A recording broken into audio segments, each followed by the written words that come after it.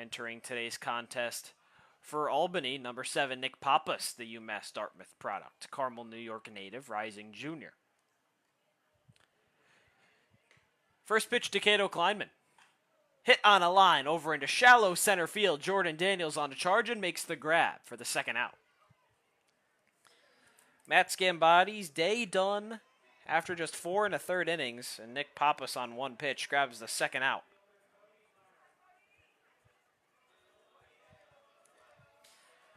Pappas, a familiar name for those watching here, and really all of Glens Falls, faced off against the Dragons twice this year. The 8-4 loss and the 11-0 win. First pitch to Meyer on the outside corner for strike one. Went 3 innings of 2-run ball against the Dragons in the 8-4 loss. 3 hits allowed, 4 strikeouts, faced 15 batters as the 0-1. In the dirt, Meyer holds up on the check swing, count even at 1. Went 2 innings in the 11-0 win of 1-hit baseball, shutout. Recorded the save, even though credited with the save, although I don't know if the game was ever really in doubt at 11-0. 1-1 in the dirt, swings through it though for strike 2. 1 walk allowed with 7 batters faced. Opponent batting average of .250 this year, 5.25 ERA. The 1-2 way inside, count even at 2 with 2 outs.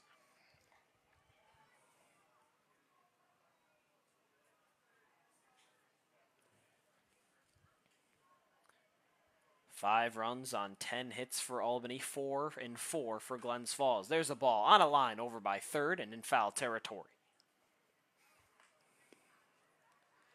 Glens Falls, 3 and 14 this year, 14 and 26 last year. That was good for 6th place in the PGCBL. Lost in the first round to Mohawk Valley, 8-5, as the 2-2. Upstairs for Meyer, ball 3, payoff pitch coming up. This is Ryan Dios, the head coach for Glens Falls. His first year as a member of the program. Gian Cross held that title the last few.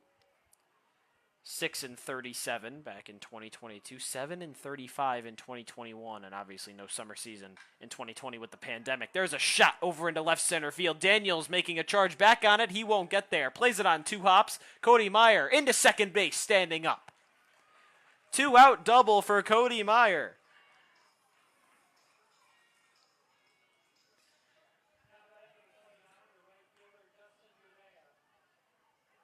Cody Meyer 2 for 3 with an RBI and a strikeout versus the Outlaws just 3 days ago. And now back in the hit column once again. The center fielder has just been on a tear so far this season, the Maryville College product. Now has 5 hits in his last 4 games, as there's a chopper over to second base. Slattery retires Gouveia to end the 5th inning, and Cody Meyer left stranded on second base after the 2-out double. We're through 5. Albany leads 5-4 here at Eastfield. Nick Pappas on the mound. Steven Ketchup to bat, the cleanup man for Glens Falls. First man up in the order, 4-5-6 for the Dragons. Trailing 5-4 here in the home half. Down to the last 12 outs of the contest. 5 runs on 11 hits for Albany. 4 runs on 5 hits for the Dragons. Ketch had an RBI single back in the last time that he was at home plate. Grounded out back to Scambotti to end the 1st inning. Now versus Pappas, ahead in the count, 2-0. Pappas deals on the outside corner for strike 1.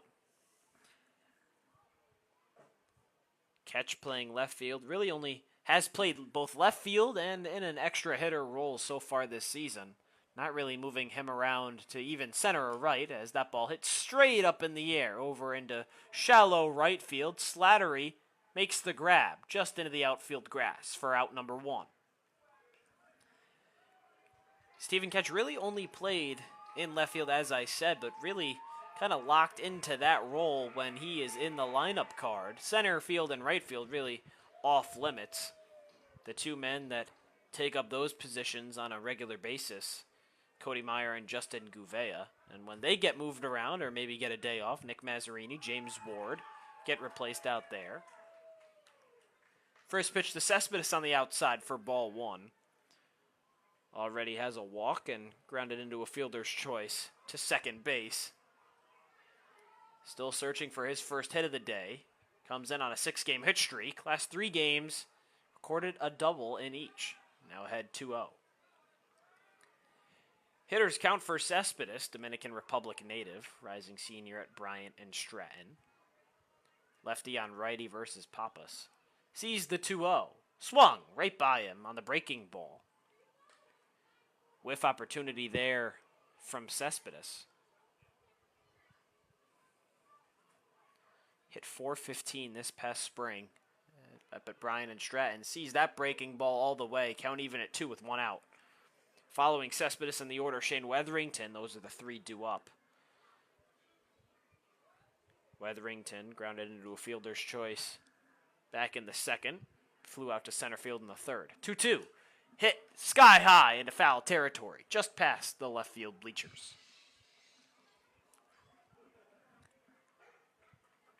4-3 game for Glens Falls. This is the most competitive it's been in really what seemed like forever. If you want to call the 10-6 loss to Saugerties competitive, you can, as Cespedes fooled on the breaking ball for strike 3 swinging.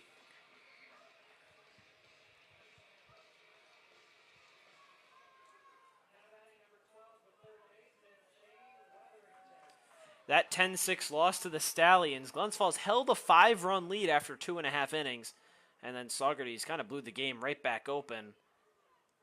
Made it 10-5 after 10 unanswered runs. As that first pitch to Weatherington. Breaking ball down the middle for strike 1. Glens Falls tacked on a run at the end of that contest, but to no avail, ended 10-6. And before that, most competitive game was back against Albany, 8-4. That ended in a Dragons win. Before that, the Stallions beat Glens Falls 4-2. Back now 2 weeks ago, back on the 16th. It's been a lot of uncompetitive baseball for Glens Falls as Weatherington watches that breaking ball go by for a 1-2.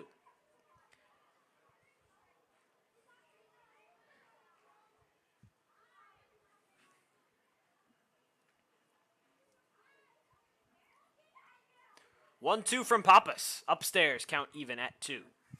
Around the league, in the Perfect Game Collegiate Baseball League, that is. And staying in the East Division, Oneonta beats Boonville 16-2 in 7 innings of action.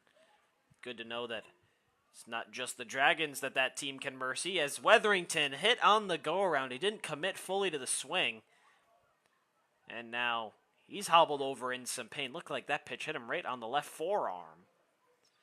Difficult when ready to swing your bat. It looked like if any swing was going to happen, it was really just going to be in self-defense. And now Pappas has his hands up in the air, and now head coach for Albany, Rob Enslin, is going to come out and question whether or not did he actually go around and if he should get awarded first base.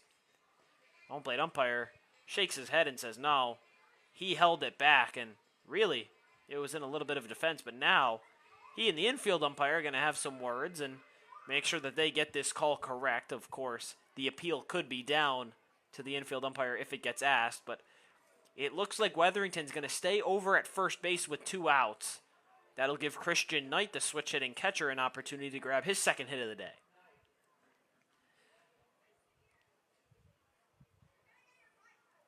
Back to around the league, the Outlaws 16-2 win over Boonville. That's the first of 2 in a doubleheader. So 12 runs after 5 innings prove that to be a mercy rule. Now the Outlaws lead 6-4 in the bottom of the 4th out at Boonville. Amsterdam beat Mohawk Valley 7-3. Utica beat Watertown 10-3. As Knight swings and fouls off that first pitch. Niagara Falls and Elmira had a doubleheader out west. The Americans beat the Pioneers 6-3 in Game 1. The Pioneers came back 8-1 in Game 2. Batavia beat Jamestown 5-1 earlier today. Now Albany and Newark. In the bottom of the second, Auburn leads 4-0. 0-1 tonight is upstairs, count even at 1. And that's it for games today. Games tomorrow, Glens Falls has the day off. Boonville and Utica play at 6:45. Watertown and Oneonta at 7. Those are the only 2 games in the East. 1-1 on the outside for ball 2.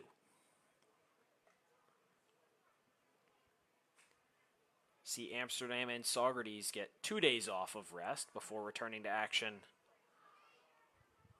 on Tuesday. 2-1. Chopper over to first in foul territory. Christian Knight now pushes the count to Deuces Wild. 2 outs in a 2-2 count with 1 on.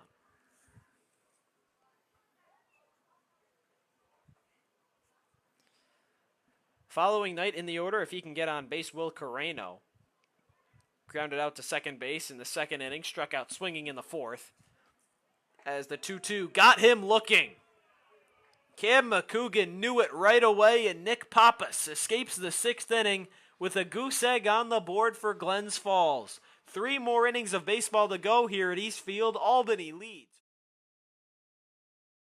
Pappas still on the mound for the bottom of the 7th. Will Carreno leads it off. First pitch. Can't find the zone for ball 1. 3 straight scoreless innings for Glens Falls. Albany doing a great job of limiting the damage. Carreno right back up the middle over to second base. Slattery throw to first, not in time. Welcome to the hit column. Will Carreno, first one of the season. And Glens Falls has the leadoff man on, trying to start a 7th inning rally. Boy, that's got to feel good for Will Carreno. His first hit of the season. Put a ball in play earlier on a ground out to second base that helped score the first run of the contest. And struck out swinging in the 4th. Now back in the 7th. Finally gets his first hit of the season. Congratulations to Will. Zalvin Collins at bat. First pitch in the zone for strike 1. Now Pappas sets and deals his 0-1. Checked his swing, didn't go around. Pitch on the inside, count even at 1. It's 8, 9, 10 in the order for Glens Falls. Collins followed by Christian Mote, the shortstop.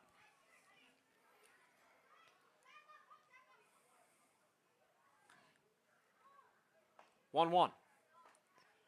Breaking ball in the outside corner, in for strike 2.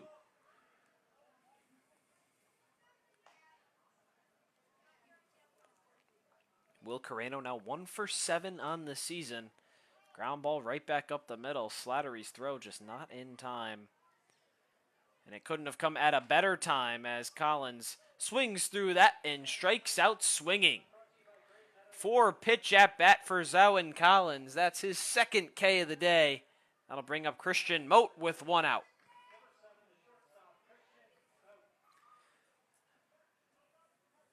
Mote 1 for 2 with a bunt single and a strikeout, trying to avoid another one here, but even more so trying to avoid a ground ball. Sure, Nick Pappas eager to get one of those here, maybe give himself a chance to get out of this inning. 8 runs on 13 hits for Albany, 4 on 6 for the Dragons. As the 1-0 hit sky high.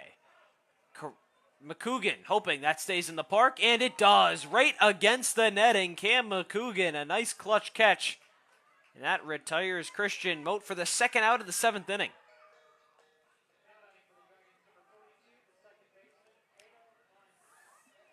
Fourth time through the lineup, and Cato Kleinman starts it off after the P2 for Christian Mote. 2nd out of the 7th inning. Now time really starting to dwindle down. If you're Glens Falls, 7 outs remaining in tonight's contest. Nick Pappas on the mound. Cato Kleinman at the dish. Check back over to first base, and now over to second is Will Carreno. He got him. A nice pickoff move from Nick Pappas, and a good read from Cam McCougan to say, hey, he's leading a little bit too far off the bag. Let's throw over. A dart over to first base. Brian Carruthers dished it over to second, and Will Carreno retired. Cato Kleinman. After Will Carreno got picked off over at second base, it's Cato Kleinman that leads off the inning, bottom of the 8th here at East Field. 1, 2, 3 in the order for Glens Falls, Kleinman, Meyer, and Gouveia. Nick Pappas still on the mound. That pitch upstairs to Kleinman. Kleinman 0 for 2 with a walk back in the 3rd inning. Struck out looking in the 1st. That's his first strikeout of the season.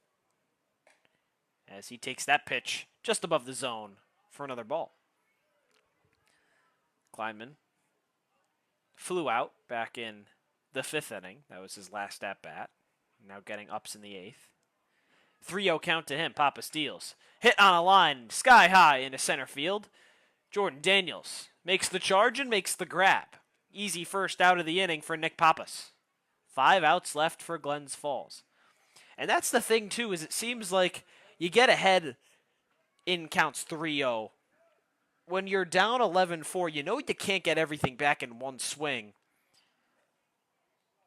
Curious to see the strategy just not take all the way. Wait until Pappas can deliver the pitch, maybe even take until 2 strikes, and then you have to fight. But even still, it puts you in a situation where they have to pitch to you instead of you hitting against them. And now Kleinman up 3-0, flies out to center field, and Cody Meyer now up 1-0 in the count against Pappas. Righty on righty.